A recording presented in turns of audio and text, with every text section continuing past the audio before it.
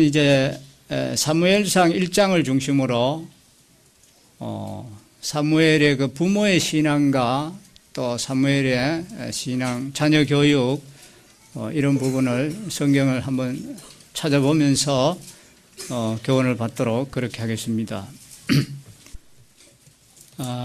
이제 여기 좀 배경을 좀 1장을 좀 보시면은 당시 이스라엘은 정치 또 경제적으로는 어느 정도 안정되어 있는 그런 시점이었는데, 그러나 이제 영적으로 보면은 쇠퇴 기미를 보이고 있는 그런 상황이었습니다.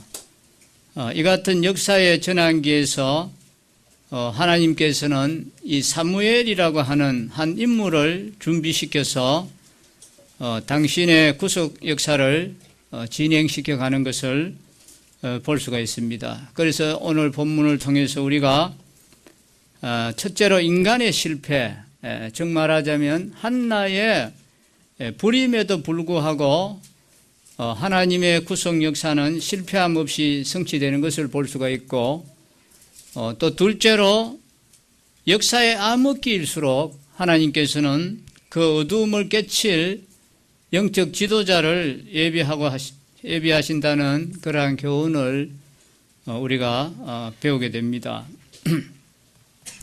자, 1장을 펴셨습니다. 1장 1절을 제가 읽어보도록 하겠습니다. 에브라임 산지 라마다임 소빔에 에브라임 사람 엘가나라 하는 사람이 있었으니 그는 여로함의 아들이요 엘리후의 손자여 도후의 정손이요 수읍의 현손이더라 했습니다. 사무엘상은 사사시대를 이제 마감하고 왕정시대를 여는 그런 책이라는 역사적 의미를 갖고 있습니다. 그렇다면 당시 이스라엘의 종교와 또 정치의 중심지라고 할 수 있는 실로라든지 아니면 베델이라든지 또 헤브론, 세겜 이런 데 거주하던 훌륭한 인물에서부터 시작할 법도 한데, 여기 1절에 보면은 에브라임 산지 라마다임 소빔이라고 하는 아주 우리가 잘 들어보지도 못했던 낯설고 생소한, 그것도 이름도 생소한 엘가나와 그의 가족, 특히 그의 아들 사무엘이라고 하는 인물의 출생과 관련된 그런 이야기로 이제 여기에 시작이 되고 있습니다. 그런 의미에서 우리는 이 사무엘의 아버지인 엘가나를 우리가 주목해 볼 필요가 있습니다. 이 사무엘상에서는 구체적인 언급이 없지만 이 역대기에 보면은 이 엘가나는 레인이었습니다. 레인이었는데, 레인은 어떤 일을 하고 합니까? 레인은 성소에서 이제 제사장을 도와서 하나님을 경배하고 또 찬양하고 또 섬기는 그런 일을 하는 것이 바로 이 레위인들이 하는 일이었습니다. 그런데 그는 성막이 있는 이 실로에 머물지 않고 에브라임에 속한 작은 성읍, 우리가 이름도 잘 모르는 라마다임 소빔이라고 하는 여기에 머물고 있었습니다. 물론 이제 민수기 35장에 기록된 것으로 보면은 그도 아마 이스라엘 전역에 흩어져서 살게 된 레인 가운데 한 사람으로서 라마다임 소빔이라고 하는 여기에서 하나님과 또 이 백성들을 이어서 봉사했던 것으로 보입니다. 그렇다면은 그가 실로에 정착할 수도 있었을 텐데 왜 하필이면 라마라고 하는 이러한 조그만한 것에 정착했던 그 이유는 무엇일까 이렇게 생각해 볼 때 그것은 한마디로 이 사람의 가문이 별로 힘이 없었던 그런 가문이라는 것을 우리가 알 수가 있습니다.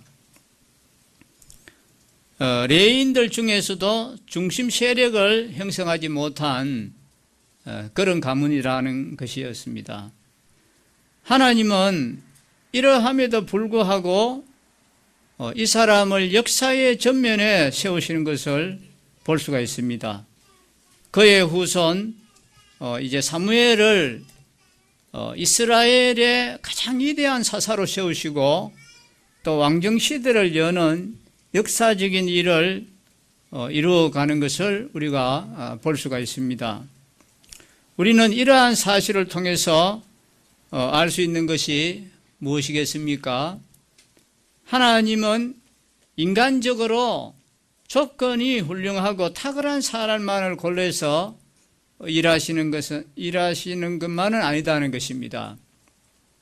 인간적으로 과연 그에게서 무엇이 날 수 있을까? 어떤 결실이 맺을 수 있을까 하는 그런 사람이라 할지라도 하나님은 그를 사용할 수 있다는 것입니다. 그래서 일찍이 예수께서도 나사렛에서 무슨 선한 것이 나겠는가 하는 이런 소리를 주님은 들으셨습니다.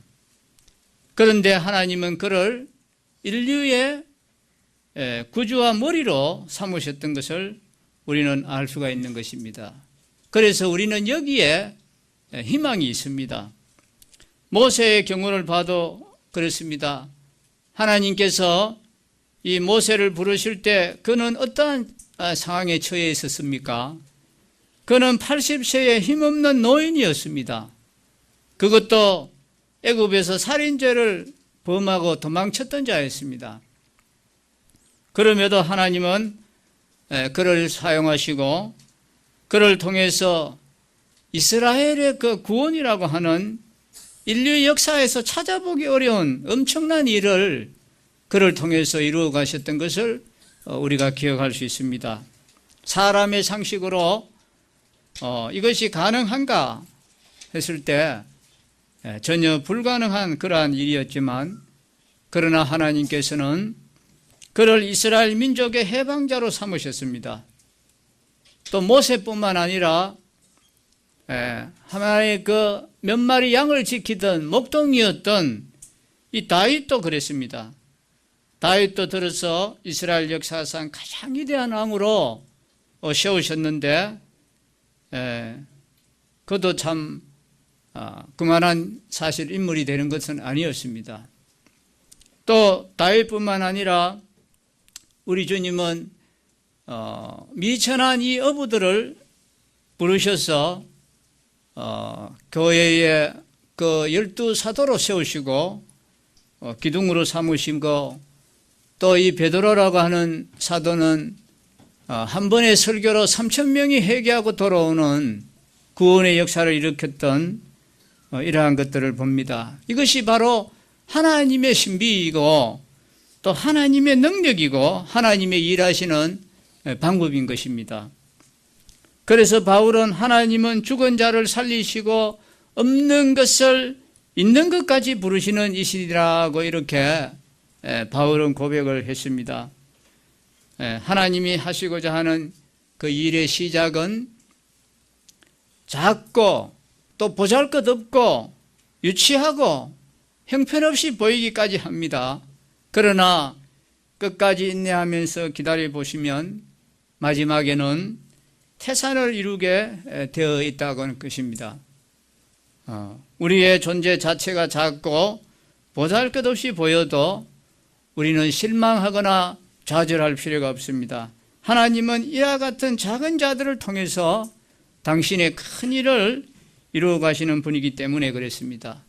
그래서 우리는 우리의 위치에서 우리의 자리에서 묵묵히 신실하게 하나님을 섬기고 그렇게 하면은 하나님이 우리와 함께 하시고 우리를 도우시고 역사하시는 것을 볼 수가 있습니다.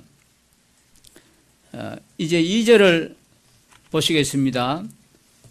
그에게 두 아내가 있었으니 한 사람의 이름은 한나요 한 사람의 이름은 브닛나라. 브닛나에게는 자식이 있고 한나에게는 자식이 없었더라 했습니다. 여기 2절에 보니까 한나는 자식이 없다고 했습니다. 왜 자식이 없었을까요? 그 이유가 5절, 6절에 그게 답이 있습니다. 5절, 6절 한번 보시겠습니다. 5절에 한나에게는 갑절을 주니 이는 그를 사랑함이라. 그러나 여호와께서 그에게 임신하지 못하게 하시니 여호와께서 그에게 임신하지 못하게 하심으로 했습니다. 한나는 자기에게 어떤 문제가 있어서 자녀를 못 낳은 것이 아닙니다. 하나님께서 임신하지 못하게 하셨기 때문에 자녀를 못 가졌다, 이렇게 답을 하고 있습니다. 하나님께서는 친히 한나의 태의 문을 닫으셨습니다. 그런데 고대 이스라엘인들은 많은 자녀를 거느리는 것은 이것은 하나님의 굉장한 풍성한 축복으로 여겼습니다. 그리고 또 자녀가 없다는 것은 하나님의 저주로 이해하고 그렇게 이해를 했습니다. 그러나 이 한나의 고통이 그러니까 한나의 고통이 얼마나 컸겠습니까? 그러한 것을 생각한다면 더욱이 이 브닛나가 그러한 이 한나를 자극하고 그렇게 했으니까 이 한나의 고통이라는 것은 말할 수 없었습니다. 물론 한나가 하나님의 저주를 받아서 자식을 생산하지 못한 것은 아니었지만 하나님의 뜻을 알 수 없는 인간들로서는 그런 상황을 만나게 되면은 하나님의 자기가 내가 하나님의 저주를 받은가 보다, 이렇게 생각할 수도 있고, 아니면 하나님을 또 하나 원망하거나 아니면 내가 고통 가운데서 낙심하게 됩니다. 그러나 이후의 내용으로 보면 한나의 무자함은 하나님의 저주가 아님을 우리가 알 수가 있습니다. 그녀가 하나님의 저주를 받았다면은 사무엘을 낳을 수가 없지 않았습니까? 그런데 사무엘을 낳았습니다. 또 사무엘만 낳은 것이 아니라 그 위에 보면은 3남 2녀를 또 낳았습니다. 한나가 무자했던 것은 이것은 하나님의 저주가 아니라 이 그녀를 신앙적으로 하나님은 연단을 시켜서 성숙시켜서 마침내는 하나님의 뜻을 이루는 통로로 사용하기 위한 하나님의 이러한 섭리가 거기에 담겨 있는 것입니다. 그러한 의미에서 본다면은 무자로 인한 한나의 고통은 저주가 아니라 도리어 하나님의 축복이 임하게 되는 그러한 과정이었습니다. 만일 하나님께서 한나의 태를 막지 아니하시고 그가 엘가나를 통해서 만약에 자녀를 많이 얻었다고 한번 생각해 보십시오. 그러면 어떻게 되었겠습니까? 그는 아마 남편의 사랑을 많이 받았습니다. 브닛나보다도 엘가나가 이 한나를 더 사랑했습니다. 남편의 사랑을 독차지하고 자녀도 많이 낳았으니까 얼마나 이 한나는 자기가 교만할 수 있었겠습니까? 얼마나 교만하고 오히려 자칫하면은 마침 잠언에 있는 그 고백처럼 내가 배불러서 하나님을 모르겠다 하는 그런 지경에까지도 갈 수 있다 이 말입니다. 사람은 누구나도 그러한 것이 있을 수 있습니다. 그런데 이 한나에게는 자녀가 없었기 때문에 마음의 고통이 있었습니다. 그러니까 어떻게 했겠습니까? 자녀가 없으니까 하나님 앞에 이제 기도하게 되죠. 기도하게 되는 거죠. 우리가 우리 중에도 혹시 자녀를 가지지 못해서 염려하는 분이 있거나 아니면 또 자녀가 아닐지라도 우리가 어떤 환경을 통해서 고난에 처하는 그런 분이 있다면 왜 하나님께서 도대체 나에게 이런 고난을 허락하시는가? 또 우리가 원망하거나 좌절할 수도 있는데 우리는 그렇게 할 필요가 없다는 것입니다. 오히려 겸손한 마음으로 이 고난이 담긴 그 하나님의 뜻이 무엇인지 우리가 한번 생각해 보는 것이 중요한 것입니다. 하나님은 다양한 이유로 해서 자기 백성들에게 고난을 허락하십니다. 그리고 그러한 고난은 크게로 따져보면 두 가지로 생각할 수 있습니다. 하나는 긍정적인 면을 볼 수 있고 하나는 또 부정적인 면을 우리가 살펴볼 수가 있는데 이 한나가 지금 당하는 고통은 긍정적인 면에서 이러한 고난이 왔다고 볼 수 있습니다. 그러나 또 부정적인 면도 있어요. 부정적인 면은 이스라엘 백성들이 이방 나라의 포로로 잡혀가고 침략을 당하고 많은 살육을 당하고 고통을 당하는 이런 것은 그것은 이스라엘 백성들의 죄 때문에 온 부정적인 그러한 것이라고 우리가 생각을 할 수 있습니다. 우리가 세상을 살아가다 보면은 많은 그런 고난을 우리가 당하게 되는데 그렇다면 우리가 한번 생각해 볼 수 있습니다. 나에게 지금 당하고 있는 이 고통의 원인은 무엇인가? 긍정적인 원인에서 왔는가? 아니면 부정적인 원인에서 왔는가? 이것을 우리는 한번 되돌아봐야 되겠죠. 만약 이것이 나의 죄 때문에 부정적인 원인에서 왔다면은 우리는 하나님 앞에 회개해야 됩니다. 회개해야 되겠죠. 그러나 한나와 같이 어떤 나를 하나님이 단련시키고 시련해서 신학의 성숙을 가져오도록 하기 위해서 그렇게 한다면은 우리는 이 고난을 기뻐해야 되겠지요. 그래서 시편 기자는 고난 당하는 것이 내게 유익이라 했습니다. 이러한 고백을 했습니다.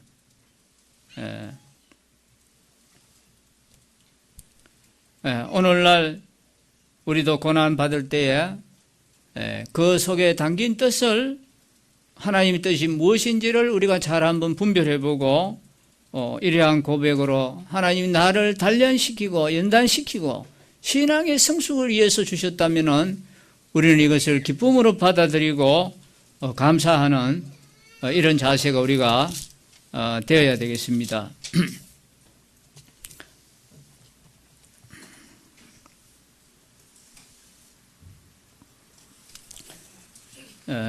이제 그 3절부터 또 좀 읽어 나가도록 하겠습니다. 3절에 이 사람이 매년 자기 성읍에서 나와서 실로에 올라가서 만군의 여호와께 예배하며 제사를 드렸는데 엘리의 두 아들 홈니와 비누하스가 여호와의 제사장으로 거기에 있었더라.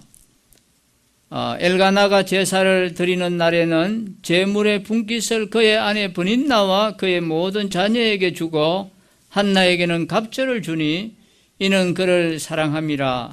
그러나 여호와께서 그에게 임신하지 못하게 하시니 여호와께서 그에게 임신하지 못하게 하심으로 그의 적수인 브닌나가 그를 심히 격분하게 하여 괴롭게 하더라. 매년 한나가 여호와의 집에 올라갈 때마다 남편이 같이 하며 브닌나가 그를 격분시키므로 그가 울고 먹지 아니하니 그의 남편 엘가나가 그에게 이르되 한나여 어찌하여 울며 어찌하여 먹지 아니하며 어찌하여 그대의 마음이 슬프냐 내가 그대에게 10아들보다 낫지 아니하냐 하니라 했습니다. 이제 9절부터 또 봅시다. 그들이 실로에서 먹고 마신 후에 한나가 일어나니 그때의 제사장 엘리는 여호와의 전 문설주 곁 의자에 앉아 있었더라. 한나가 마음이 괴로워서 여호와께 기도하고 통곡하며 서은하여 이르되 만군의 여호와여, 만일 주의 여종의 고통을 돌보시고 나를 기억하사 주의 여종을 잊지 아니하시고 주의 여종에게 아들을 주시면 내가 그의 평생의 그를 여호와께 드리고 삭도를 그의 머리에 대지 아니하겠나이다 했습니다. 한나가 자식을 많이 낳고 했으면 얼마나 마음이 교만했고 하나님도 기억하지도 못하고 잊어버릴 수도 있었는데, 그러나 이 자녀가 없었기 때문에 마음이 괴로웠습니다. 거기에다가 번인날을 통해서 많은 고통을 당했습니다. 그래 마음이 너무 괴로워서 하나님 앞에 기도하고 통곡하는 거예요. 그래서 하나님은 바로 이러한 것 때문에 우리에게 기도하기 위해서 어려움을 주시는 것입니다. 또 한 가지가 있어요. 이러할 때 얻은 아들이 사무엘이단 말입니다. 이 사무엘을 하나님 앞에 바치도록 하기 위해서 하나님은 이 가정에 이런 고통을 주신 거예요. 만약에 이런 고통이 없었다면 자기가 아들 사무엘을 하나님 앞에 바치겠습니까? 자기 아들이 얼마나 귀한데 그걸 하나님 앞에 바치겠어요? 바칠 리가 없지요. 그래서 이 하나님은 이제 이스라엘이 영적으로 어두워진 이 시기에 이 사무엘과 같은 영적인 지도자가 필요했기 때문에 하나님은 이 가정을 통해서 이 사무엘이라고 하는 인물을 지금 필요로 하시기 때문에 요구를 하시는 거예요. 그래서 이제 한나가 서언을 했습니다. 내가 아들을 주시면은 내가 이 평생에 이 아들을 하나님 앞에 바치겠습니다 하는 그런 이제 고백을 한 것입니다. 이제 12절부터 좀 보십시다. 그가 여호와 앞에 오래 기도하는 동안에 엘리가 그의 입을 주목한 적 한나가 속으로 말하며 입술만 움직이고 음성은 들리지 아니하므로 엘리는 그가 취한 줄로 생각한지라. 엘리가 그에게 이르되 내가 언제까지 취하여 있겠느냐. 포도주를 끊으라 하니 한나가 대답하여 이르되 내 주여 그렇지 아니하니이다. 나는 마음이 슬픈 여자라.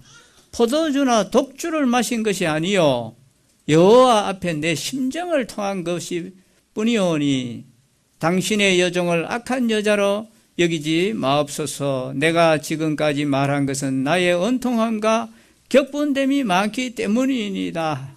이렇게 했습니다. 이 엘리의 영적 상태가 자기가 상태가 안 좋으니까 남이 술 취하는 걸로 본단 말입니다. 자기가 영적으로 깨어있는 사람 같으면 저 사람이 얼마나 고통스러워서 저래 진지한 기도를 드릴까 이렇게 봤을 텐데 왜 사람이 자기를 그 여인을 술 취한 여자로 봤느냐 말이에요. 자기가 그만큼 어두웠기 때문에 영적으로 깨어있지 못했기 때문에 그렇다고 봐집니다. 자, 18절 보겠습니다. 이르되 당신의 여종이 당신께 은혜 있기를 원하나이다 하고 가서 먹고 얼굴에 다시는 근심빛이 없더라. 여기 17절 다시 한번 보겠습니다. 엘리가 대답하여 이르되 평안히 가라. 이스라엘의 하나님이 내가 기도하여 구한 것을 허락하시기를 원하노라. 이렇게 했을 때 이 엘리가 비록 영적인 제사장도 아닌데도 불구하고 그 말을 이 한나는 그대로 받아들였습니다. 내가 당신에게 은혜 있기를 원합니다 하고 이제는 다시는 얼굴에 근심이 없었다 했습니다. 가서 먹고 얼굴에 근심이 없었다. 이야, 참 대단한 믿음 아니겠어요? 우리가 정말 이런 참 믿음이 있으면 좋겠습니다. 이 한나의 위대한 믿음의 한 단면을 볼 수 있는데 그가 은통회하고 하나님께 간절히 부르짖었습니다. 그런데 엘리가 이제 평안히 가라.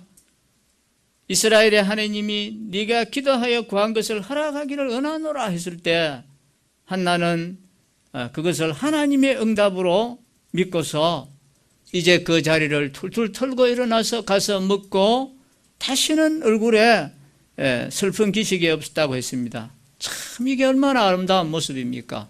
이게 정말로 우리가 본받아야 될 그런 기도의 자세고 믿음의 기도 아니겠습니까? 우리는 어떻습니까? 우리는 때로는 기도하기 전하고 후하고 어떻습니까? 기도하기 전에는 근심이 있고 염려가 있고 두려움이 있고 했으면 이제 하나님 앞에 기도했으면 그 근심빛도 다 사라지고 염려도 사라지고 네 믿음대로 되리라 하는 그 말씀을 믿고 우리가 이제 기쁨으로 살아가야 되는데 실제 우리가 그렇지 못할 때가 얼마나 많습니까? 기도는 하는데도 여전히 우리는 염려하고 근심하고 걱정하고 그러할 때가 얼마나 많습니까? 마침 베드로가 옥에 갇혔고 예루살렘 교회는 그를 위하여 간절히 기도했다고 했습니다. 어떤 기도를 했겠습니까? 옥에서 나오도록 기도했는데 막상 옥에서 나왔는데 베드로를 알아보지 못하고 그 계집아이 로데가 베드로라고 했을 때 네가 미쳤다, 정신 나갔다, 베드로의 무슨 천사가 왔는가 보다 이렇게 했단 말이에요. 간절히 기도는 했는데 믿음의 기도가 아니었습니다. 그런데 이 한나는 얼마나 믿음의 기도입니까? 믿고 구한 것을 다 받으리라 했고 또 구하는 것을 얻은 줄로 또한 아느니라. 요한 1서에서는 그렇게 이야기를 했는데 정말 아름다운 그러한 참 믿음의 그런 모습을 우리가 볼 수가 있지요. 그래서 믿음이라는 것이 이렇게 중요한 거예요. 그래서 바울은 믿음으로 쫓아 하지 아니하는 모든 것이 죄라고 했습니다. 사실 저도 그런 믿음이 없을 때가 참 많습니다만은 사실 이것도 주님 앞에 죄라요, 죄. 왜? 믿음으로 쫓아 아니하는 모든 것이 다 죄라고 했기 때문에 우리가 사실은 기도하고 또 근심하고 걱정하는 거 이거 하나님 앞에 사실은 죄를 짓는 것입니다. 저도 그런 죄를 사실 많이 짓는 것 같은데 사실 부끄럽습니다. 그러나 이 한나는 얼마나 아름다운 그 믿음의 기도를 드리는 것을 볼 수가 있습니다. 이제 19절 보시겠습니다. 그들이 아침에 일찍이 일어나 여호와 앞에 경배하고 돌아가 라마의 자기 집에 이르니라. 엘가나가 그의 아내 한나와 동침하며 여호와께서 그를 생각하신지라 했습니다. 이제 이 말씀은 하나님께서 한나의 기도에 대한 응답으로 이제 그녀로 하여금 잉택해 하신 것을 이제 여기 이야기하고 있습니다. 여기 이제 킹 제임스 버전에 보니까 여기 생각하다고 하는 그 단어를 거기에는 기억하다 이렇게 되어 있습니다. 기억하다. 이 말은 어떠한 일을 마음속에 항상 담아두고 있다는 것입니다. 엘가나와 한나는 이제 라마로 돌아갔지만 하나님의 그 마음속에는 한나가 항상 떠나지 않고 하나님의 마음속에 한나가 머물러 있다는 것입니다.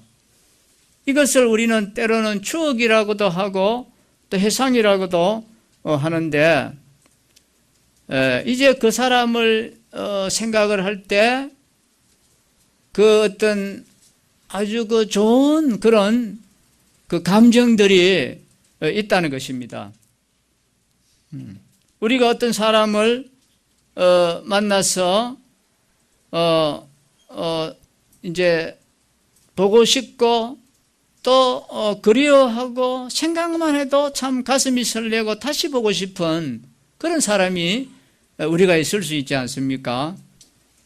그런 사람을 라면 어떻게 하겠습니까? 우리가 뭐라도 하나 더 주고 싶겠지요. 하나라도 더 주고 싶은 그런 우리가 마음이 있는 것처럼 이 하나님의 마음속에 한나가 그런 마음으로 이제 자리 잡고 있다는 것입니다.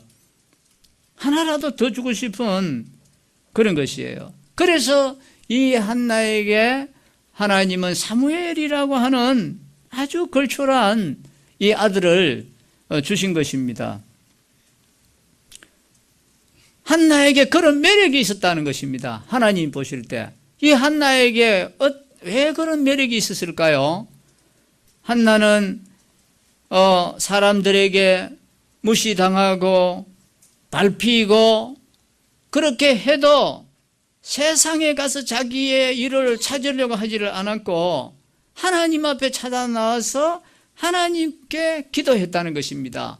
이 점이 훌륭했다는 것이요. 또 한 가지 또 훌륭한 점이 또 있습니다. 이 엘리 제사장은 어떤 사람입니까? 사실은 실수도 많고 하나님의 종으로 보면 자격도 없는 사람입니다. 부족한 하나님이 종이지만 그 하나님의 종에 대해서 한나가 비난하거나 비방하거나 원망하는 그런 것이 없어요. 여기 찾아보면은 그런 것이 없이 오히려 아낌없이 존경하는 그런 그 한나의 태도가 하나님이 보실 때 너무나 마음에 드는 것입니다. 이게 너무나 매력으로 와닿은 것입니다. 그래서 하나님의 마음속에 이 한나가 이 기억에 딱 자리 잡고 있었습니다. 마음속에 자리 잡고 있었습니다. 그래서 우리도 하나님께 좋은 기억으로 남을 만한 그런 사람이 우리가 되어야 되겠지요. 아니면 하나님이 도무지 기억에 낼 수 없는 그런 성도가 우리가 되어서는 안 되겠습니다. 한나처럼 정말 보고 싶은 내 마음에서 지어지지 않는 그런 성도로 자리 잡을 수 있으면 얼마나 좋겠습니까? 자, 20절 이제 한번 또 보도록 하겠습니다. 한나가 임신하고 때가 이름에 아들을 낳아 사무엘이라 이름하였으니 이는 내가 여호와께 그를 구하였다 함이더라 했습니다. 예. 이 사무엘이라고 이름의 뜻은 뭡니까? 내가 하나님 앞에 구해서 얻었다는 이름의 뜻입니다. 사무엘이라는 것이 내가 하나님 앞에 구해서 얻었다 이 이름이에요. 그래서 이 엘가나와 한나는 경건한 사람이었습니다. 경건한 사람으로 모든 것을 하나님께 구하는 그런 사람이었습니다. 그래서 이 사무엘은 이스라엘의 위대한 영적인 지도자로 성장하는데 이 부모님의 그 신앙이 굉장히 큰 역할을 했다는 것입니다. 매우 중요한 역할을 했습니다.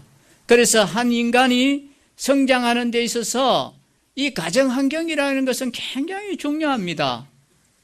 시냇물이 이제 흘러가는데 더러운 물이 들어오면 이 시냇물이 다 오염되듯이 이것을 잘 막아야지만이 시냇물이 깨끗하게 유지할 수 있는 것처럼 이 어린아이들도 마찬가지예요. 이 어린아이들도 그를 에워싸고 있는 이 사람들의 영향을 받아서 자기 성품을 만들어가게 되는 것입니다.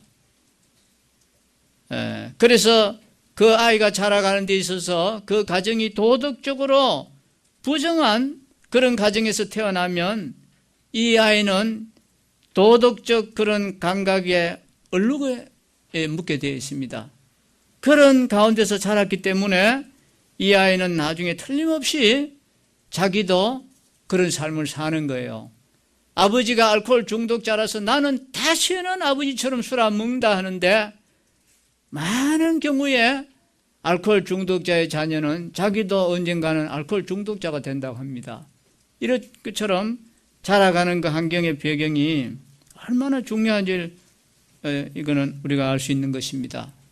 그래서 사무엘은 엘가나와 한나의 그 경건한 신앙의 부모 밑에서 잘 자랐기 때문에 그는 올곧은 성품과 이 깨끗한 양심, 청결한 마음, 이러한 믿음을 가지고 이스라엘의 영적인 지도자로 잘 자라게 되었다는 것을 생각할 때 이제 우리의 자녀들도 우리의 이 부모의 책임이 큰 것입니다. 많은 경우에 자녀들이 탈선하고 삐뚤게 된 것은 그 당사자가 물론 문제가 있지만 그보다 더 근본적으로는 부모의 책임이 더 큽니다. 그 부모가 자녀를 잘못 키웠기 때문에 이 아이가 탈선하고 많은 어려움이 되어서 사회에 많은 문제를 일으키는 것을 우리는 볼 수 있는 것입니다. 그래서 자녀의 바른 성장에 있어서 이 부모의 경건은 필수적이라는 것입니다.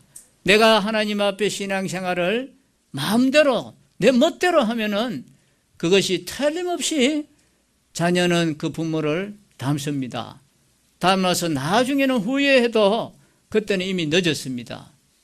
그래서 우리가 어떤 자녀들 앞에 이 경건의 모습을 잘 보이는 것이 대단히 중요한 것입니다. 자, 23절 보십시다. 그의 남편 엘가나가 그에게 이르되 그대의 소견에 좋은 대로 하여 그를 젖대기까지 기다리라. 오직 여호와께서 그의 말씀대로 이루어지기를 원하노라 하니라. 이에 그 여자가 그의 아들을 양육하며 그가 젖대기까지 기다렸다 했습니다.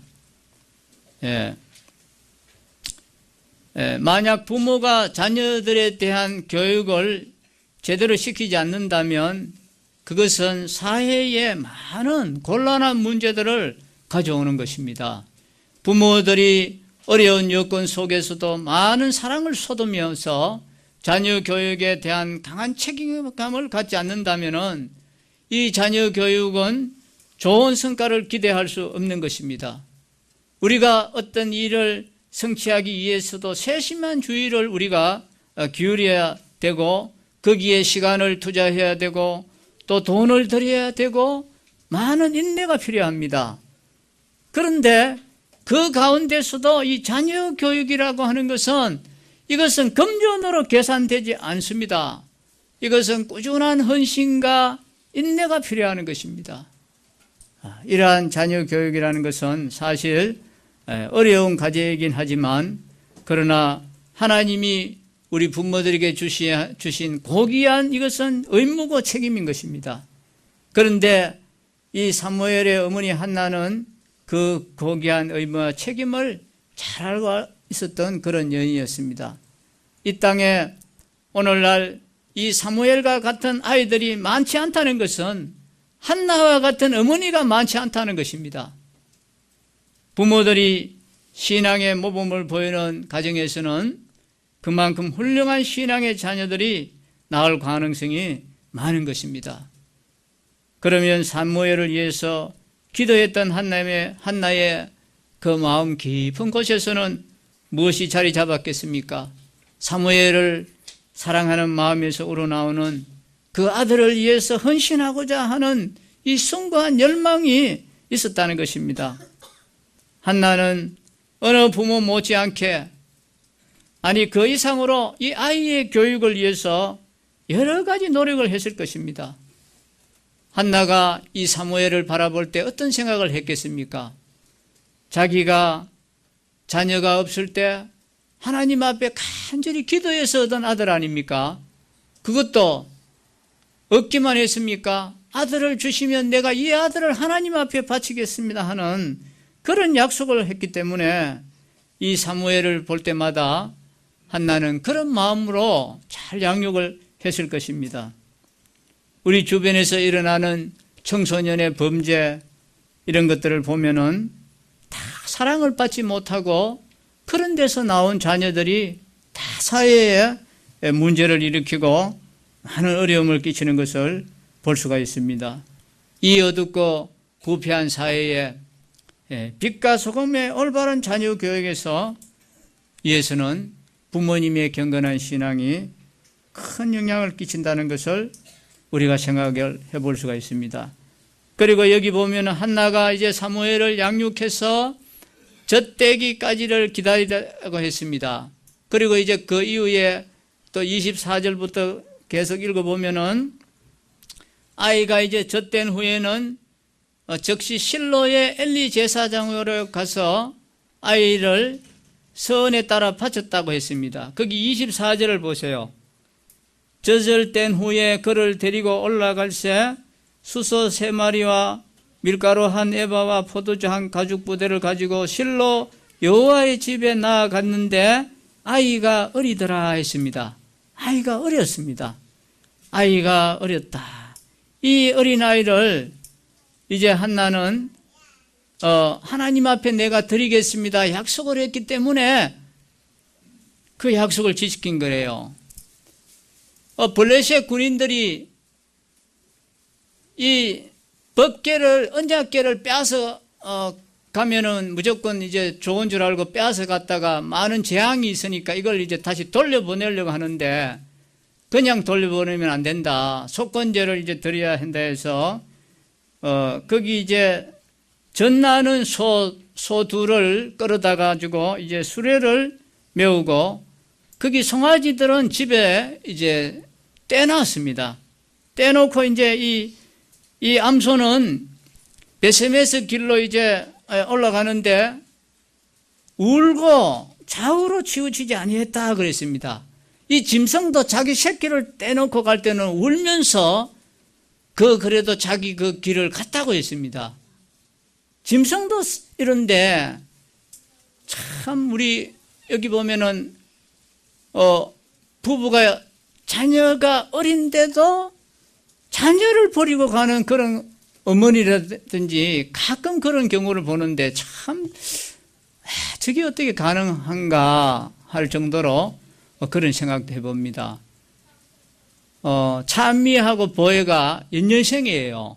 그래 이 찬미가 이제 돌 지났을 때쯤에 보혜를 낳기 위해서 자매가 이제 저기 천안에 그 아이를 낳으러 이제 둘째를 낳으러 갔습니다. 그래 야는 이제 돌 지났기 때문에 돌 지났는 상태에서 엄마가 갑자기 없어졌으니까 동네에서 엄마 비슷한 사람이 있으면 야는 엄마인 줄 알고 따라다니는 거예요.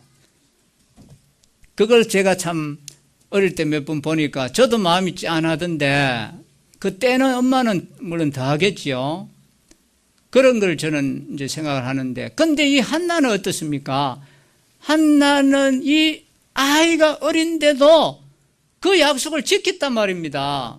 우리가 참 내가 급할 때는 하나님 아들만 주시면 내가 이 아들을 하나님 앞에 바치겠습니다 하고 했다가도 막상 주시면은 아이고 하나님 제가 그때는 그렇게 했는데 지금은 도저히 자신이 없습니다. 제가 못하겠습니다 하고 안 줄 수도 있는데 한나는 그렇게 하지 않고 하나님 앞에 약속하신 것을 탁 지키는 얼마나 멋진 그런 삶을 우리가 볼 수가 있습니까? 참 이런 것을 우리가 본받아야 할 그런 부분이라 생각이 되죠. 자 이제 2장에 가서 11절을 한번 보겠습니다. 엘가나는 나아마의 자기 집으로 돌아가고 그 아이는 제사장 엘리 앞에서 여호와를 섬기니라 했습니다. 이제 엘가나 부부가 취한 행동이 이제 나오죠. 엘가나 부부는 나아마의 자기 집으로 돌아가고 그 아들 사무엘은 제사장 엘리 앞에서 여호와를 섬겼습니다. 물론 이것은 사무엘이 어려서부터 제사 업무를 하고 성경 관리에 참여하고 그러지는 않았겠지요. 어리니까.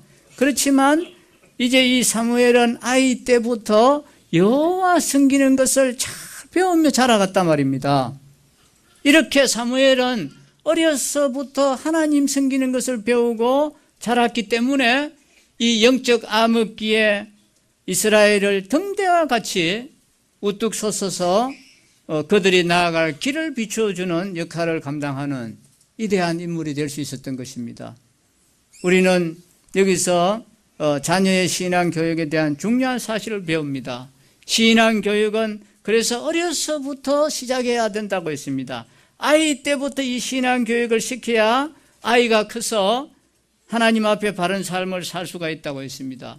그래서 우리 속담에도 3살 버릇 8까지 간다고 하는 그런 말이 있습니다.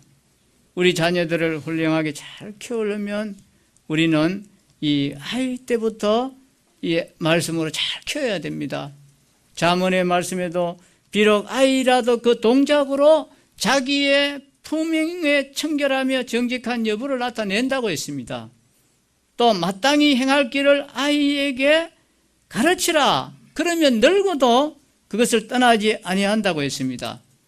이 성경의 말씀에 뿐만 아니라 이 기독교 교육학에서도 7살까지 신앙 교육을 철저히 해놓으면은 평생에 이 아이는 어디에 내놓아도 신앙은 절대로 변하지 않는다고 했습니다. 그래서 성경은 여호와를 경외하는 것이 지식의 근본이라고 했습니다. 자녀의 신앙 교육을 미루는 것은 우리는 이것은 자녀를 망치고 나아가 이 가정을 망치는 것입니다. 그래서 우리는 아이들이 고집을 피우고 또 때를 쓰고 땡깡을 부리고 할 때는 그게 그냥 놔두면 안 됩니다. 불러놓고 매로서 그 고집을 꺾어줘야 됩니다. 그래야만이 이 아이가 나중에 제대로 크는 거예요. 저도 옛날에 같은 동네에서 이렇게 컸는 그 이제 이웃들이 가끔 보면은 딸을 많이 낳고 이제 아들을 한 명 낳았습니다. 그래 얼마나 귀하겠어요. 아들 해달라고 하는 대로 다 해줬습니다. 그래 이제 이 아들이 크면서 사춘기를 맞고 청년기를 맞으면서 이제 또 이성을 사귀고 하니까 돈이 많이 들 거 아니에요. 근데 돈을 이성 사귀려면 돈이 많이 드는데 그걸 부모한테 돈을 많이 요구하면 어떻게 그냥 잘 그렇게 돈이 많은 집도 아닌데 어떻게 그걸 다 대줄 수 있습니까? 그러니까 나중에 이 아들이 자기 아버지 자기 집에 불을 질렀어요. 불을 질러가 새카맣게 다 타버렸습니다. 그리고 나중에 이 아들이 보니까 술에 완전히 알코올 중독이 돼가지고 사귀는 여자도 도망을 가버리고 나중에 결국에는 비참하게 자살해가 죽었더라고요. 그런 경우도 참 많이 보는데, 그래서 우리는 이 자녀들을 이 하나님 말씀대로 가르치고 때려야 돼요. 이 세상의 교육은 자녀를 때리지 말라고 하지만 성경에는 자녀를 매를 대라고 합니다. 우리는 어디를 따라가야 되겠습니까? 우리는 하나님 말씀을 따라가야 돼요. 이 말씀은 예나 지금이나 변하지 않는 진리이기 때문에 그런 것입니다.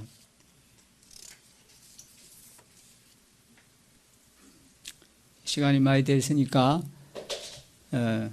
이제 오늘 말씀을 이제 다시 한번 정리하면은 우리는 홈리와 비느하스 같은 이 불량한 아들을 은하는 분은 아무도 안 계시겠지요.